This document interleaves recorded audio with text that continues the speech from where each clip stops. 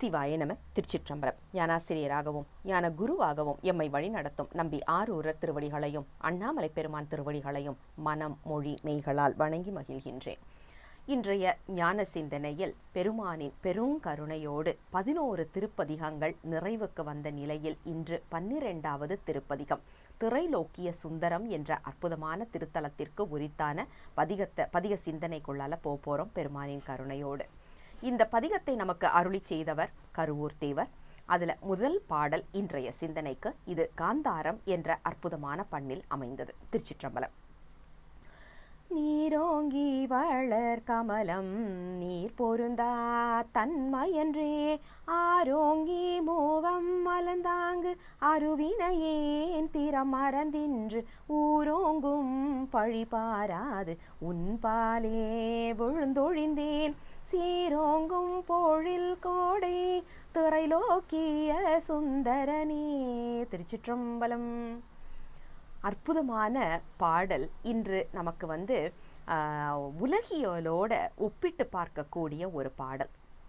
அதாவது உலகியல்ல நாம் ஒருத்தர் மேலே காதல் வயப்படுகின்றோம் அப்படின்னா கூட இருக்கிறவங்க எல்லாருமே எந்த அளவுக்கு அது திட்டுறது மற்றும் நம்மளை அலர்த்தூற்றுவது இதெல்லாம் செய்கிறாங்கங்கிறத இன்றைய காலகட்டத்திலையும் நாம் பார்த்துட்டு தான் இருக்கிறோம். ஆனால் அருளியல்ல இப்படிப்பட்ட ஒரு சூழல் வருதா அப்படின்னா 100% வருகின்றது. உலகியல் அனுபவத்தை வைத்துதான் அருளியலுக்கு பெருமான் இழுக்கின்றார் என்பது நமக்கு சைவ சித்தாந்தம் சொல்கின்ற கருத்து. இதில் யோசிச்சு பாருங்க, நாம் ஒருவர் மேல் அன்பு கொள்கின்றோம் அப்படின்னா நம்ம கூட இருக்கிறவங்க எல்லாருமே அதை தடுப்பதற்கு முயற்சி செய்வார்கள். ஆனால் அதை தாண்டி அந்த உரைப்போடு நாம் இருக்கும்போது சரி வேற வழி இல்லை, இது இப்படிதான் அப்படின்னு சொல்லிட்டு விட்டுட்டு போயிடுவாங்க. அதே மாதிரி தான் அருளியல்லையும் 20-25 வயது ஆன ஒரு இளைஞனோ அல்லது ஒரு பெண்ணோ திருமுறைகளை கையில் எடுத்து கண்டமணி கட்டி திருநீறு அணிந்தால் ஐயோ என் பிள்ளை இப்படி ஆயிட்டானே, என் பிள்ளை இப்படி ஆயிட்டாளே அப்படின்னு சொல்லி புலம்புற தாய்மார்களையும் சுற்றத்தார்களையும் நாம் பார்த்துருக்குறோம்.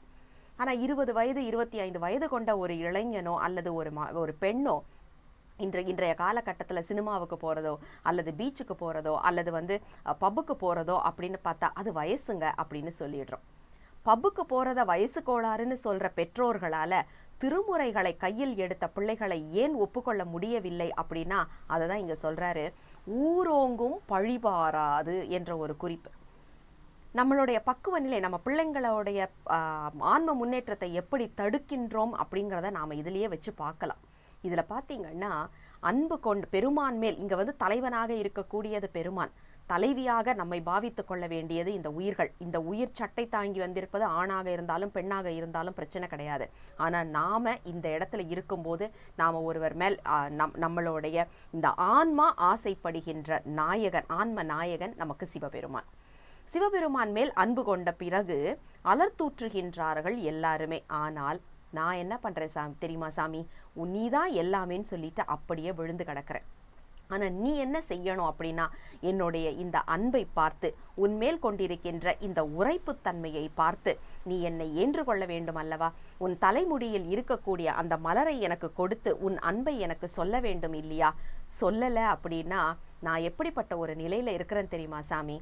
ஒரு நல்ல அழகான நீர்த்தேக்கம், அதில் இருக்கக்கூடிய தாமரை அதுக்குள்ளேயே தான் வளருகின்றது. ஆனால் அந்த தாமரை அந்த நீரை எப்படி உள்வாங்காமல் வாடுகின்றதோ அப்படிப்பட்ட ஒரு நிலையில் நான் இருக்கிறேன் அப்படின்னு இந்த பெண்ணுடைய கூற்றாக அமைகின்றது.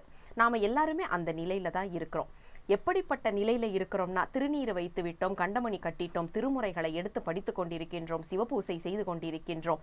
பெருமானோடைய அன்பு நமக்கு இல்லை அப்படின்னு வச்சுக்கோங்களேன், நாம் எங்கேயுமே சேர்த்து இல்லாமல் அந்த வாடி போகிற ஒரு நிலை தான். ஏன்னா பெருமானோடைய அன்பு மட்டுமே தான் நமக்கு இந்த வாழ்க்கைக்கு தேவையான சத்து ஊட்டச்சத்தை கொடுத்து நம்மை அடுத்த நிலைப்பாட்டுக்கு கொண்டு செல்லக்கூடியதாக இருக்கும்.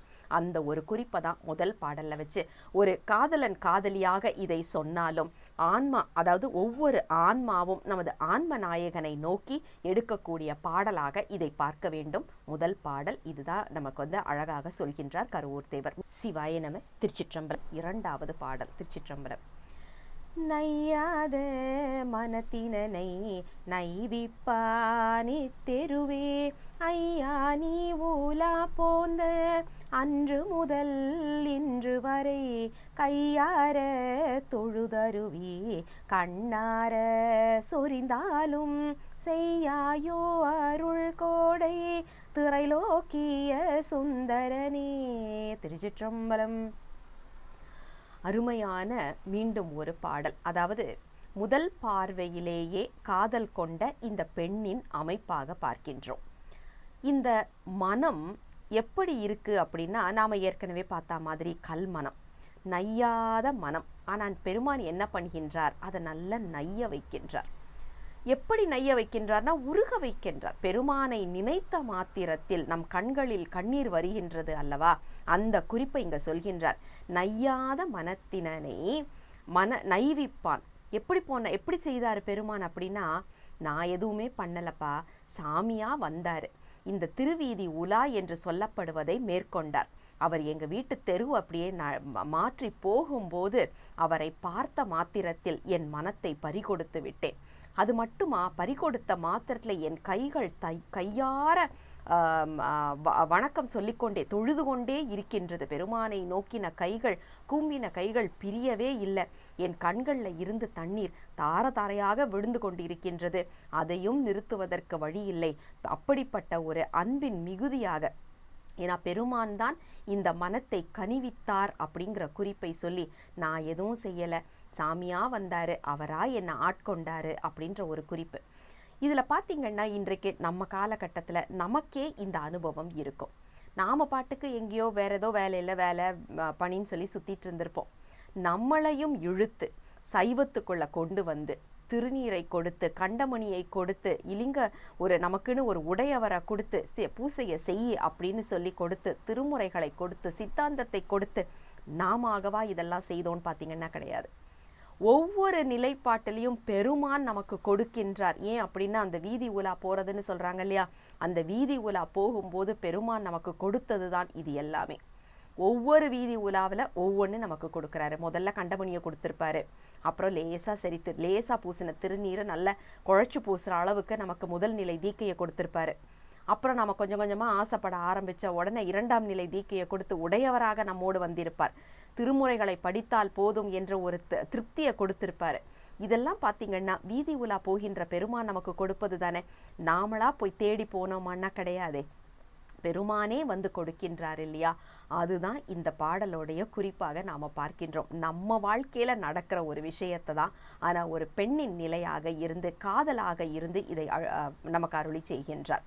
இதில் என்னன்னா, நான் கும்பிட்டுட்டு இருக்கிறேன், கண்ணார நீர் சொரிந்து கொண்டிருக்கின்றேன், ஆனால் பெருமானே அருள் செய்யாயோ, எனக்கு அருள் செய்ய மாட்டாயா என்று அந்த பெண் கேட்பது போல நாம கேட்போம்ல, ஏன் சாமி இன்னுமா என்னை இதில் போட்டு வச்சிருக்கிற, உழந்துட்டு இருக்கிறனே, எனக்கு எப்போ இதிலிருந்து விடுதலை கொடுத்து என்னை வெளியில் கொண்டு வர போகின்றாய் என்று நாம் கேட்கின்றோம் இல்லையா.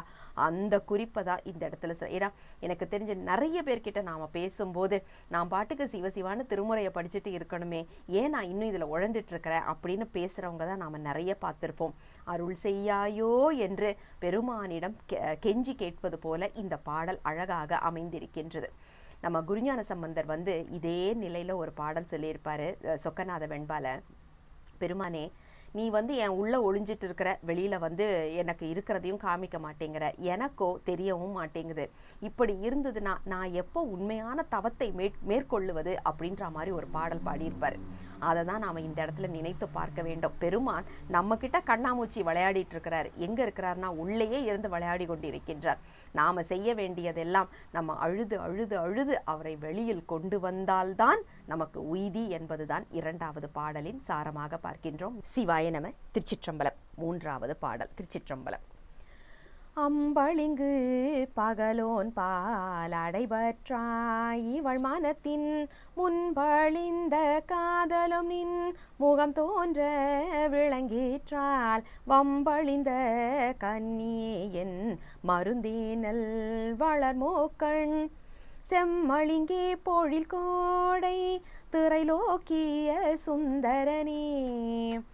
இன்றைய பாடல் முழுக்க முழுக்க சித்தாந்த கருத்து நிறைந்த ஒரு பாடல்.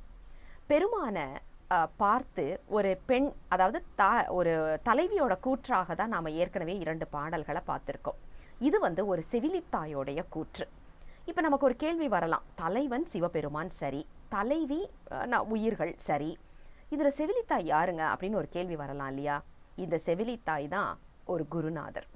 நாம் எப்படிப்பட்ட ஒரு பக்குவ நிலையில் இருக்கிறோம், நமக்காக சிபாரிசு செய்கிறதுக்கு எப்படிப்பட்ட ஒரு வருத்தத்தில் இருக்கிறோம், நமக்காக சிபாரிசு செய்கிறதுக்கு ஒருத்தர் வேணும் இல்லையா? அதுதான் குருநாதருடைய வேலை. அதைத்தான் இங்கே செவிலித்தாயாக நமக்கு சொல்கின்றார்.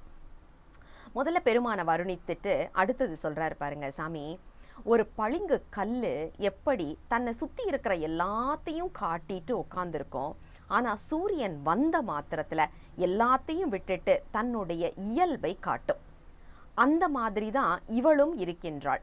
இவ என்ன பண்ணுறா அப்படின்னா, உலகத்தில் இருந்தா வரைக்கும், உலகியலில் இருந்தா வரைக்கும் எல்லாத்தையும் பார்த்து அதோடைய பிம்பமாகவே, இன்றைக்கி நாம் சொல்கிறோம் இல்லையா, நாம் எங்கே இருக்கிறோமோ அப்படிப்பட்ட ஒரு நடத்தை தான் நமக்கு வரும் அப்படின்னு சொல்கிறோம் இல்லையா? அந்த மாதிரி தான் நாம் we are the product of the என்வாரன்மெண்ட்னு சொல்லுவாங்க. அதே மாதிரி நாம் எங்கே இருக்கிறோமோ, எப்படிப்பட்ட வாழ்க்கையில் இருக்கிறோமோ அப்படிப்பட்ட குணத்தை தான் நாமளும் பிரதிபலிச்சுட்டு இருப்போம். ஆனால் எது வரைக்கும் அப்படின்னா, பெருமான் நம்மக்கிட்ட வர்ற வரைக்கும். பெருமானை பற்றி தெரிய ஆரம்பித்த பிறகு இதை எல்லாத்தையும் விட்டுட்டு நம்மளுடைய சுயரூபம், சுயம் என்று சொல்லப்படுவது சிவத்தை நோக்கினது, அந்த சிவத்தை நோக்கின பயணத்தை நாம் ஆரம்பிப்போம்.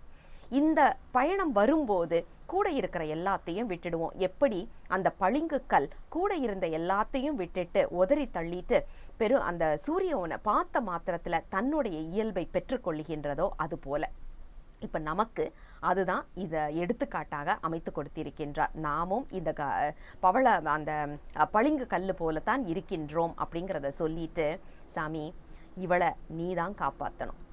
நீ யாரு அப்படின்னாக்க, மருந்தாக வரக்கூடியவன், பிறவி பிணிக்கு மருந்தாக வரக்கூடியவன். அப்ப இவளுக்கு இருக்கிற இந்த பிறவி என்ற நோயை நீதான் அகற்ற வேண்டும் அப்படின்னு சொல்லிட்டு கனியாக வருகின்றாய். எப்படிப்பட்ட கனி அப்படின்னா, பழசு இப்போ நாம் வாங்கி வச்சுட்டு ஃப்ரிட்ஜில் வச்சுட்டு 4 நாளைக்கு அப்புறம் சாப்பிட்றதெல்லாம் இல்லை. அப்போது கனிந்த ஒரு அழகான அற்புதமான கனியாக இருக்கின்றான் பெருமான். என்றும் புதியவன் அல்லவா? அப்படி ஒரு குறிப்பை சொல்லிட்டு வருணித்திட்டு இங்கே இருக்கிற, அதாவது திரைலோக்கிய சுந்தரம் என்ற திருத்தலத்தில் இருக்கக்கூடிய பெருமானே, உன்னை பார்த்து என் மகள் அன்பு செலுத்தி அதிலேயே அழுந்தி நிற்கின்றாள், இவளுக்கு நீ அருள் செய்ய வேண்டும் என்று பெருமானிடம் விண்ணப்பம் வைப்பது போல இந்த பாடலை அமைத்து கொடுத்திருக்கின்றார். சிவாய நம. திருச்சிற்றம்பலம். 4வது பாடல். திருச்சிற்றம்பலம். மையின்ற குழலாழ்தன் மனம் தரவும் வளை தாராது இஞ்சின்ற கோவணவன் இவன் செய்தது யார் செய்தார், மெய்யின்ற தமர்க்கெல்லாம் மெய்ஞேற்கும் பண்பினுறு செய்ஞன்றி இளங்கோடை திரைலோக்கிய சுந்தரனே. திருச்சிற்றம்பலம். அருமையான ஒரு பாடல்.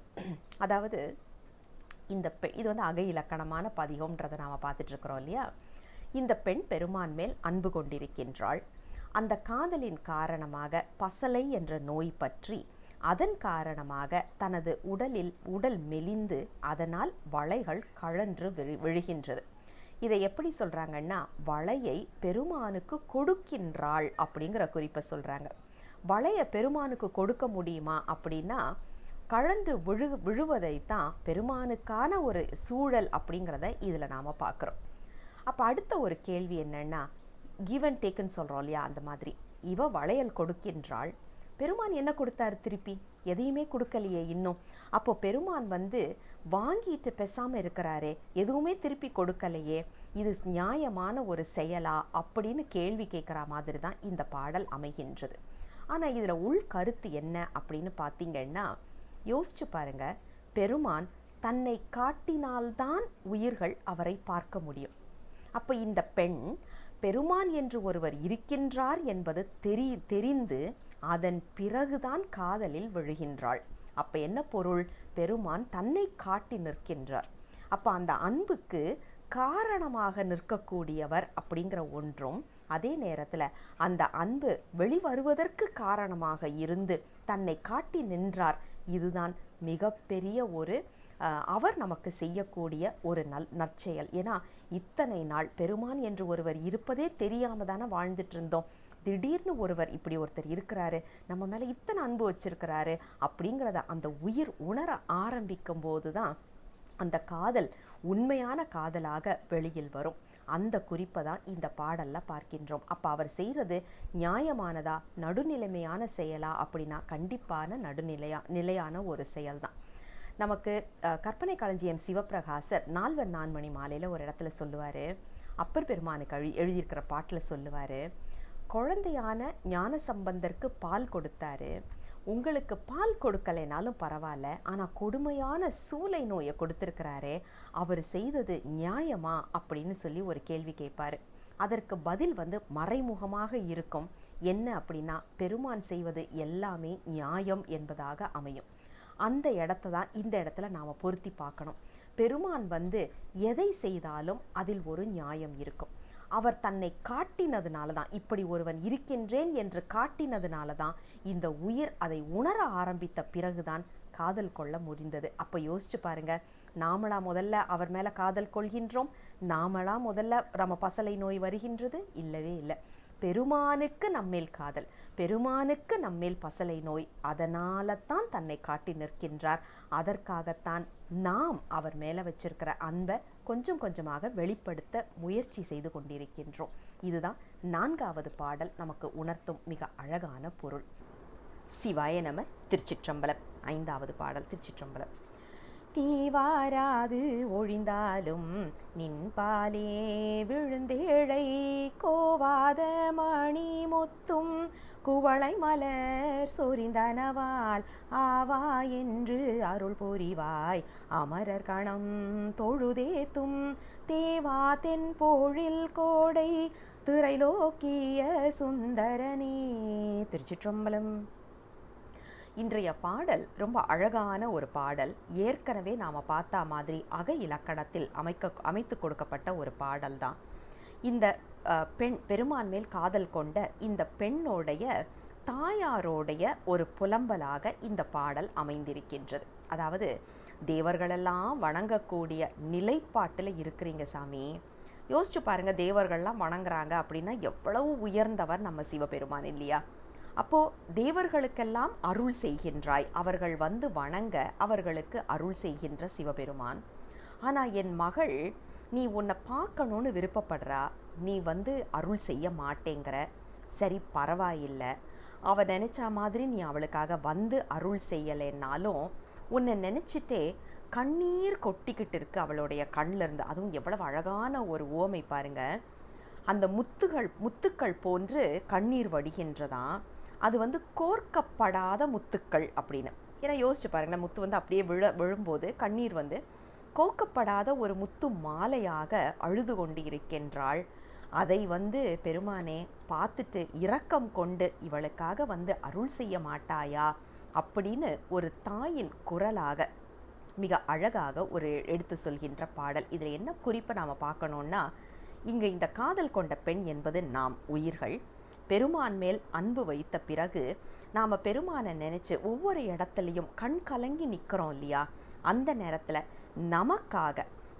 நமக்காக பெருமான் கிட்ட இறங்கி, சாமி இவங்களுக்கு அருள் செய்யக்கூடாதா, இந்த உயிருக்கு அருள் செய்யக்கூடாதா என்று கேட்கக்கூடிய குருநாதராக இந்த செவிலித்தாய் அமைந்திருப்பது நமக்கு ஒரு சிறப்பு.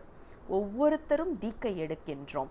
தீக்கை எடுக்கும்போது நம்மளுடைய குருநாதர் தான் நம்மை அடுத்த நிலைப்பாட்டுக்கு எடுத்து செல்லக்கூடியவர். காரணம் என்னன்னா, பெருமான் கிட்ட போய் நமக்காக சிபாரிசு செய்யக்கூடியவரும் அவர்தான். அப்படிப்பட்ட ஒரு அமைப்பு தான் இந்த 5வது பாடலாக நாம் பார்க்கின்றோம். சிவாய நம. திருச்சிற்றம்பலம். 6வது பாடல். திருச்சிற்றம்பலம்.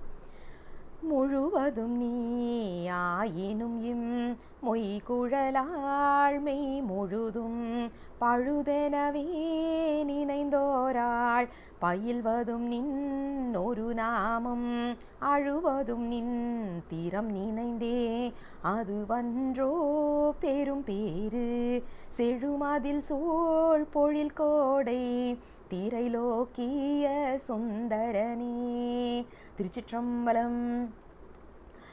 அருமையான ஒரு பாடல், இன்று நம்ம எல்லாருக்கும் தேவையான ஒரு பாடலும் கூட. இந்த பாடல் நாம் ஏற்கனவே பார்த்துட்டு வருவது போல அகை இலக்கணத்தில் அமைந்தது. பெருமான் மேல் காதல் கொண்ட ஒரு பெண், அதாவது இந்த உயிரின் பக்குவ நிலையை எடுத்துச் சொல்லும் ஒரு பாடல் செவிலித்தாயின் கூற்று. திரைலோக்கிய சுந்தரம் என்று சொல்லப்படுகின்ற திருத்தலத்தில் இருக்கக்கூடிய பெருமான் மேல் இந்த பெண், அதாவது ஒரு உயிர் ஆசைப்பட்டு காதல் கொண்டு பக்குவ நிலை அடைந்ததனால பெருமானின் பெயரையே பிதற்றிக்கொண்டு அதே நேரத்தில் பெருமானை நினைந்து அழுது கொண்டே இருக்கின்றாள். பெருமான் இன்ப வடிவினன் என்பது தெரிகின்றது. ஆனால் இந்த உடல் வைத்து அந்த இன்பத்தை நுகர முடியவில்லை என்பதனால இந்த உடல் என்று நமக்கு கொடுத்திருப்பது தடையான ஒரு நிலை என்பதை புரிந்து கொண்ட ஒரு உயிர்.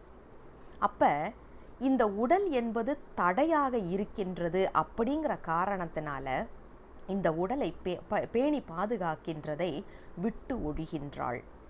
இது யாருக்கு அப்படின்னா சீவன் முத்தர் நிலையில் இருப்பவர்களை குறிக்கும் ஒரு அற்புதமான பாடல். இன்று நாம் உலகியல்ல இருக்கிறோம். அப்போ அதற்கான வேஷத்தை நாம் போட்டுத்தான் ஆகணும்.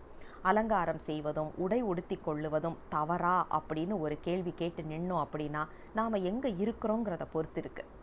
உலகியல்ல தான் இருக்கிறோம். இன்னும் நாம் நம்மளுடைய கடமைகள்லேருந்து வெளியில் வரலை. 20% சாமியை நினைக்கிறோம் அப்படின்னா 80% நாம் இன்னும் உலகியல்ல தான் இருக்கிறோம். அடுத்த வேளை என்ன சமைக்கிறது, அடுத்த வேலைக்கு நம்ம போகும்போது என்ன பிரச்சனைகளை சமாளிக்கணும், யாரை எப்படி சமாளிக்கணும், எப்படி சம்பாதிக்கணும், இப்படி தான் நம்மளுடைய அறிவு நிற்கிறதுனால கண்டிப்பாக நாம் அந்த சீவன் முத்தர் நிலைக்கு வரலை. இதில் சொல்கிறதெல்லாம் யாருன்னா நம்பி ஆரூரர் போன்றவர்கள் நித்திய கல்யாண கோலத்தில் இருந்தாலும் பற்றற்ற நிலையில் இருந்தவர்கள். அதனால் நாம் செய்ய வேண்டியதெல்லாம் என்னன்னா, பெருமானே இந்த பக்குவத்தை எனக்கு கொடு, 36 தத்துவங்களையும் கடந்த நிலைப்பாட்டை எனக்கு கொடுத்து அருள் செய் அப்படின்னு இந்த பெண்ணுடைய ஒரு பக்குவ நிலை நமக்கு வர வேண்டும் அப்படிங்கிறதா பெருமானின் திருவடிகளுக்கு விண்ணப்பம் வைப்பதை தவிர நாம் வேற எதுவும் செய்ய முடியாது.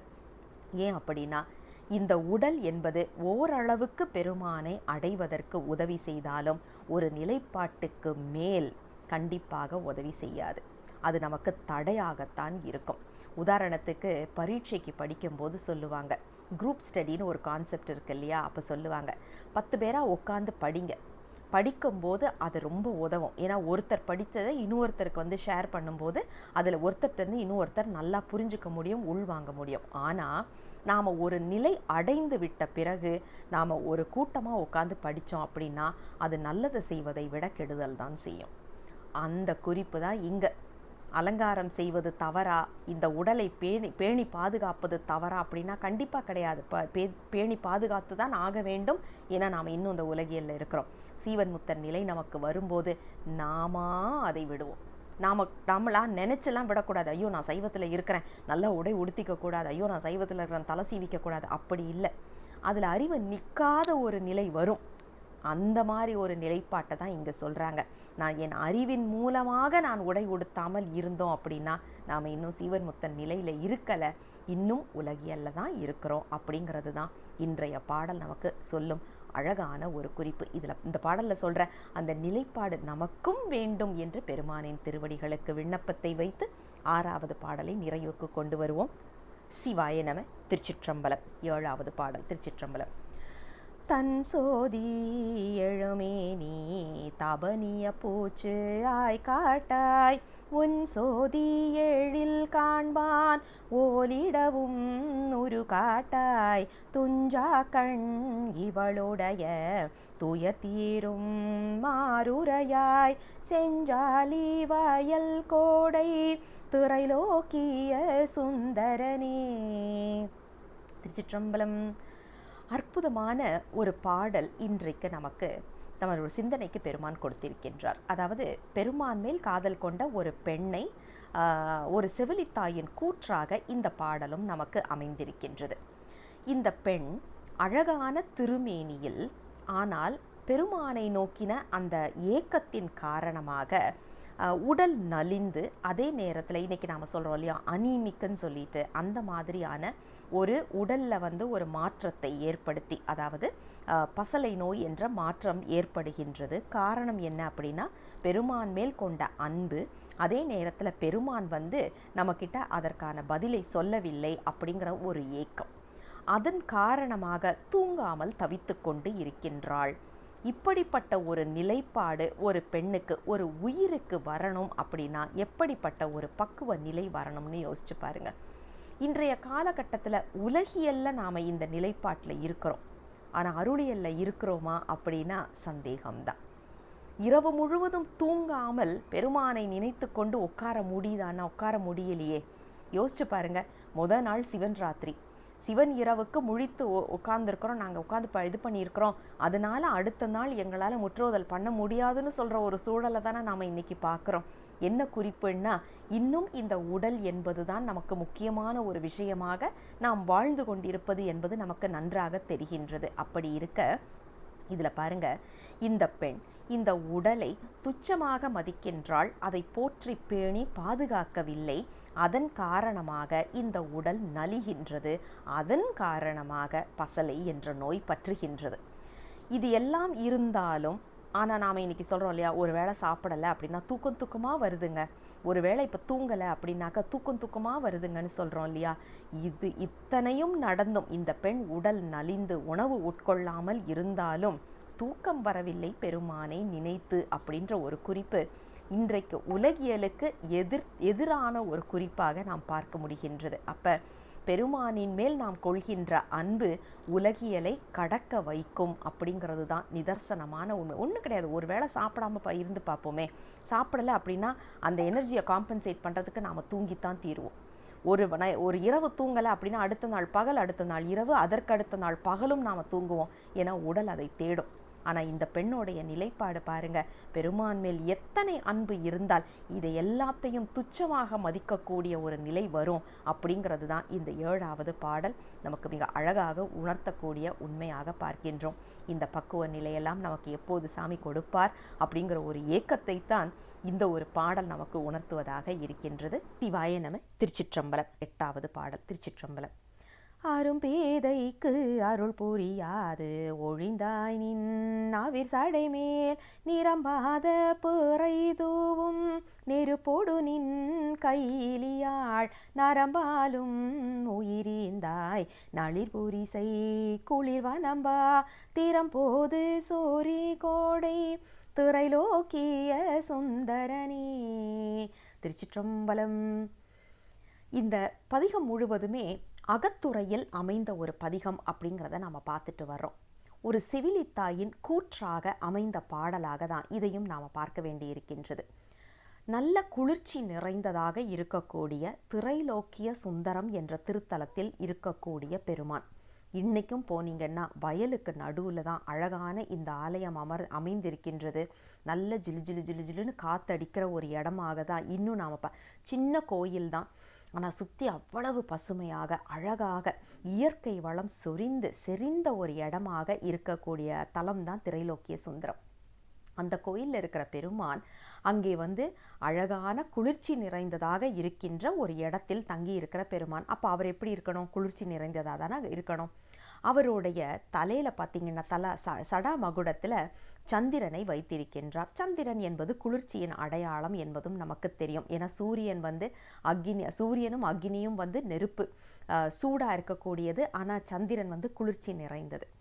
ஆனால் அந்த சந்திரனிலிருந்து வரக்கூடிய அந்த வெப்பம் கூட என் மகளுக்கு தொல்லை கொடுப்பதாக இருக்கின்றது அப்படிங்கிற ஒரு குறிப்பை இந்த இடத்துல வைக்கின்றார். அதே மாதிரி பார்த்தீங்கன்னா பெருமானோட கையில் யாழ் வைத்திருக்கின்றார். எத்தனை இனிமையான இசையை கொடுக்கக்கூடியது யாழ் ஒலி என்பது நமக்கு தெரியும். ஆனால் அது கூட என் மகளுக்கு துன்பத்தை விளைவிக்கின்றது அப்படிங்கிற குறிப்பில் தான் இந்த பாடல் அமைந்திருக்கின்றது. அதுவும் எப்படிப்பட்ட பெண் என்று சொல்கின்றார் பாருங்க, அரும் பேதை என்று. இப்படிப்பட்ட ஒரு பெண்ணை நீங்கள் எங்கேயுமே பார்க்க முடியாது, அப்படிப்பட்ட அருமைப்பாடு வாய்ந்த ஒரு பெண் அப்படிங்கிற குறிப்பு. ஏன்னா இந்த உலக மக்கள் எத்தனை பேர் இருக்கிறோம், யாராவது ஒருத்தர் இந்த நிலைப்பாட்டில் சிவபெருமான அணுகிறோமான்னா இல்லையே. நாம் இன்னும் உலகியல்ல தானே உட்காந்துக்கிட்டு இருக்கிறோம். பெருமானே அனைத்தும் அப்படின்னு ஒரு உயிர் போக ஆரம்பிச்சதுன்னா கண்டிப்பாக அது அருமைப்பாடு வாய்ந்த ஒரு உயிர் என்று தானே சொல்லணும். அப்படிப்பட்ட இந்த பெண் பார்த்திங்கன்னா யோக நிலையில் இருக்கக்கூடிய ஒரு உயிருக்கு யாழின் ஒலி கேட்கும் என்று சொல்லுவார்கள். அதே மாதிரி சந்திரனுடைய வெளிச்சம் தெரியும் என்றும் சொல்லுவார்கள் தியானத்தில் அமரும்போது. அந்த இரண்டுமே துன்பத்தை கொடுக்கின்றதாம். காரணம் என்னன்னா, யோக நிலையில் இருக்கிறவங்க இன்னும் அதை தாண்டி போகலையே, இந்த ஓசையும் ஒலியும் இதிலேயே நிற்கிறோமே அப்படிங்கிற ஒரு நிலைப்பாடு தான் இந்த பாடல். யோக நிலையின் உச்சமாக இருக்கக்கூடிய ஒரு பாடலாகத்தான் இதை நாம் பார்க்க வேண்டி இருக்கின்றது. அழகாக அகத்துறையில் அமைத்து கொடுத்திருந்தாலும் இந்த பாடலோடைய சாரம் என்ன அப்படின்னு பார்த்தா, யோக நிலையில் இருக்கக்கூடிய ஒரு உயிர் எப்படியெல்லாம் வேதனை உறுகின்றது, பெருமானை அடைய வேண்டும் என்ற அந்த ஒரு ஆக்ரகம் எந்த அளவுக்கு இந்த உயிருக்கு இருக்கு அப்படிங்கிறத தான் இந்த 8வது பாடல் நமக்கு சொல்லி அருள் செய்கின்றது. சிவாய நம. திருச்சிற்றம்பலம். 9வது பாடல். திருச்சிற்றம்பலம். ஆராத பேரன்பின் அவருள்ளம் குடிகொண்டு வேறாக பலர் சூழ வீற்றிருத்தி அது கொண்டு வீராடி இவள் உன்னை பொது நீப்பான் விரைந்தின்னம் தேராள் தென் போழில் கோடை திரைலோக்கிய சுந்தரனே. திருச்சிற்றம்பலம். அருமையான ஒரு பாடல். அதாவது பெருமானை எப்படி நாம், அதாவது ஒரு உயிர் எப்படி பெருமானை வணங்க வேண்டும் என்பதை எடுத்து சொல்லும் அற்புதமான ஒரு பாடல். செவிலித்தாயின் கூற்றாக அக இலக்கணத்தில் அமைக்கப்பட்ட ஒரு பாடல் தான் இது. ஆனால் இதில் வர்ற கருத்துக்கள் பாருங்க.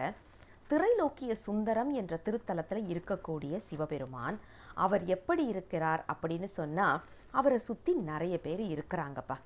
அப்போ பெருமான் எங்கே இருக்கிறாரு அப்படின்னா, அடியார்களுடைய உள்ளத்தில் குடிகொண்டு இருக்கிறாரு. அப்போ அவங்கள சுற்றி இருக்கிறவங்கெல்லாம் யார் அப்படின்னா பக்தர்கள். அப்போ பக்தர்கள் யார், அடியார்கள் யாருன்னு ஒரு கேள்வி வரும் இல்லையா? அதற்குத்தான் மிக அழகாக அந்த பாடல்லையே ஒரு குறிப்பு வைக்கிறாரு பாருங்க. பொது நீப்பான் அப்படின்ற ஒரு குறிப்பு. அதாவது 10ஓடு 1 11, அத்தோடு 1 இது 1 அப்படின்னு சொல்லி சிவபெருமானையும் வணங்குபவர்கள் பக்தர்கள். எல்லா சாமிக்கும் ஒரு கும்பிடு போடுவாங்க, சிவபெருமானுக்கும் ஒரு கும்பிடு போடுவாங்க. அவர்கள் பெருமானை சுற்றி இருக்கிறாங்களாம். ஆனால் பெருமான் எங்கே தெரியுமா இருக்கிறாரு? பொது நீக்கி. வேற எத்தனை கடவுளர்கள் இருந்தாலும் அவர்களை எல்லாம் நீக்கி சிவபெருமான் ஒருவன் ஏகனே அப்படின்ற ஒரு குறிப்பில் நிற்பவர்கள் தான் அடியார்கள். அப்படிப்பட்டவர்களுடைய மனத்திற்குள் பெருமான் இருக்கின்றான் அப்படிங்கிற குறிப்பை சொல்லிட்டு, என் மகளும் அப்படித்தான் இருக்கிறார்.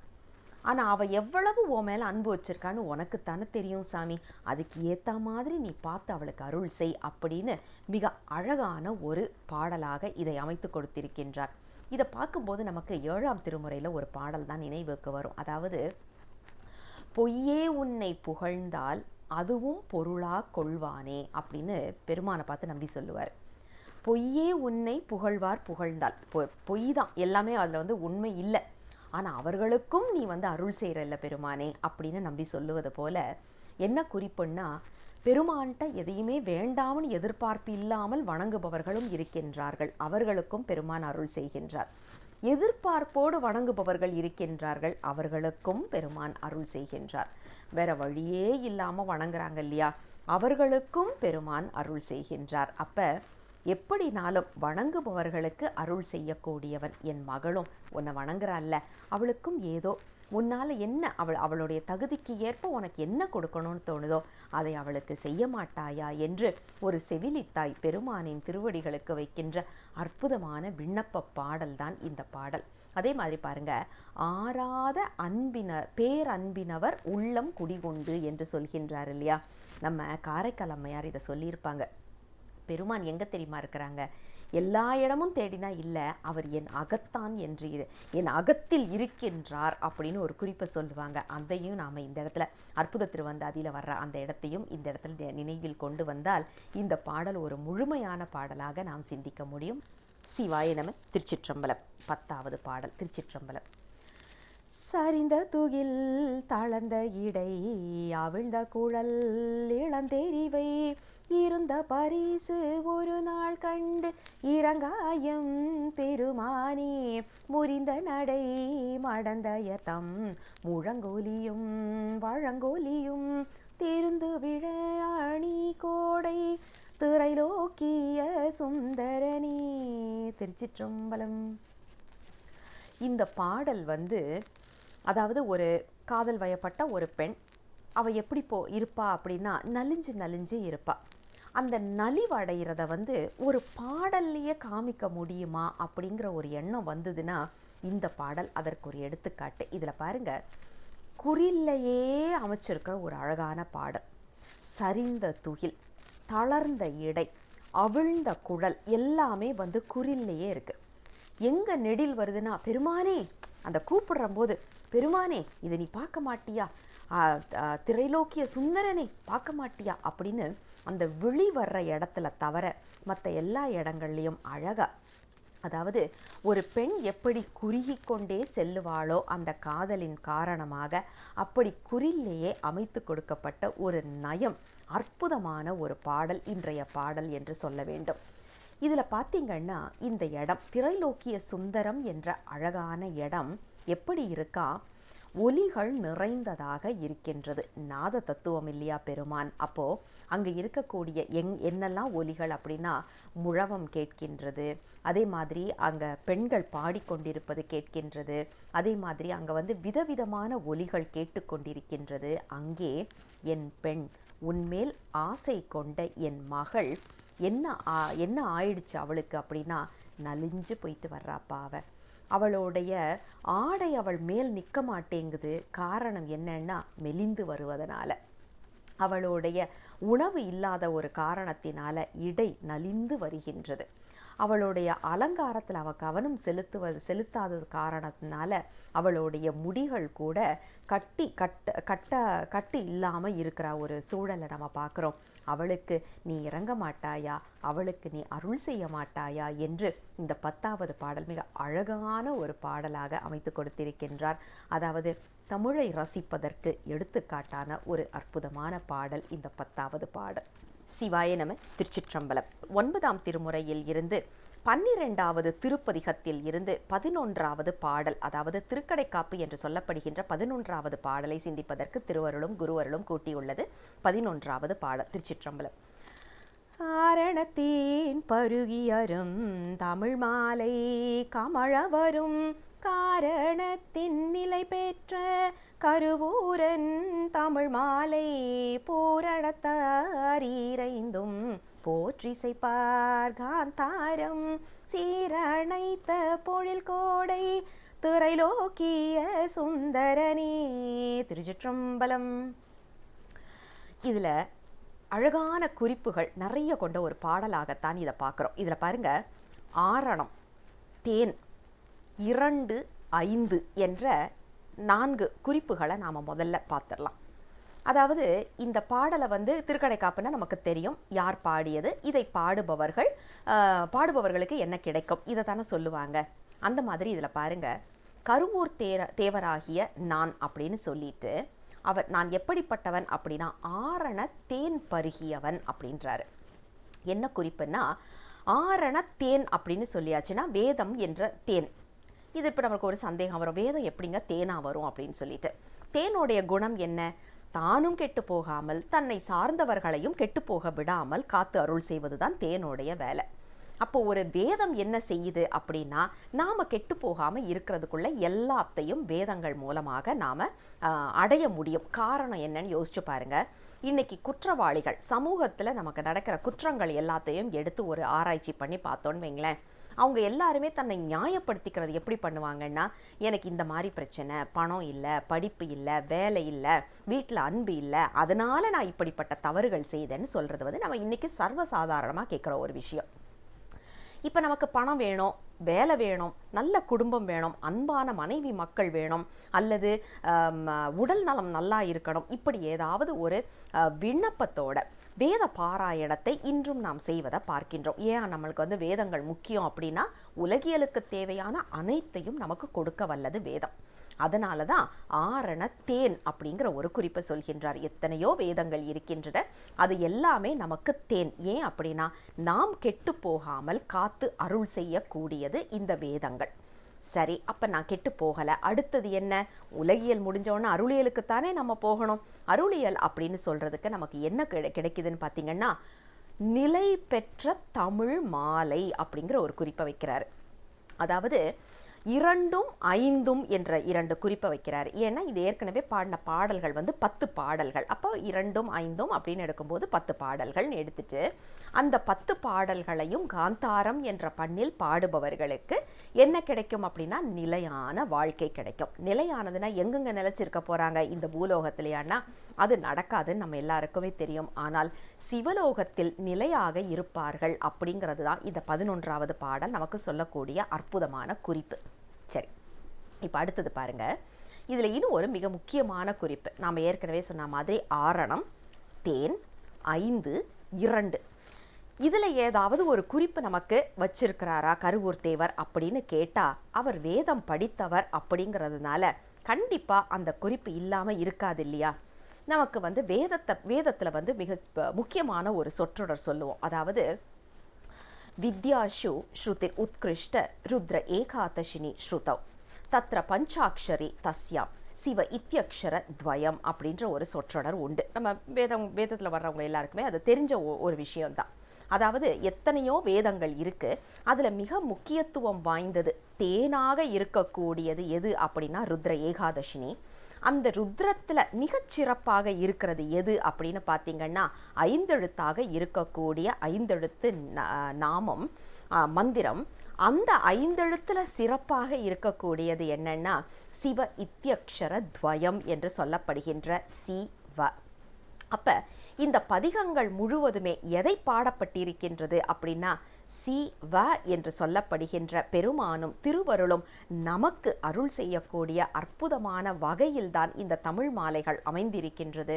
அதனால வேதங்களுக்குள் சிறந்ததான இருக்கக்கூடிய ருத்ரத்தில் சிறந்ததாக இருக்கக்கூடிய 5 எழுத்து, 5 எழுத்தில் சிறப்பாக இருக்கக்கூடிய சிவ, அதன் வடிவமாக இருக்கக்கூடிய இந்த பதிகம் என்பதாக நாம பொருள் எடுத்து இந்த பதிகத்தை காந்தாரம் என்ற பண்ணில் சரியாக பாடி வர பெருமானின் திருவடியில் நிலைத்து இருப்போம் என்று கருவூர் தேவர் நமக்கு ஆற்றுப்படுத்தும் விதத்தில் நாமும் பெருமானின் திருவடிகளுக்கு வைத்து இந்த முழு பதிகத்தையும் ஓதுவோம் என்று சொல்லி இந்த பதிவை நிறைவுக்கு கொண்டு வருகின்றோம்.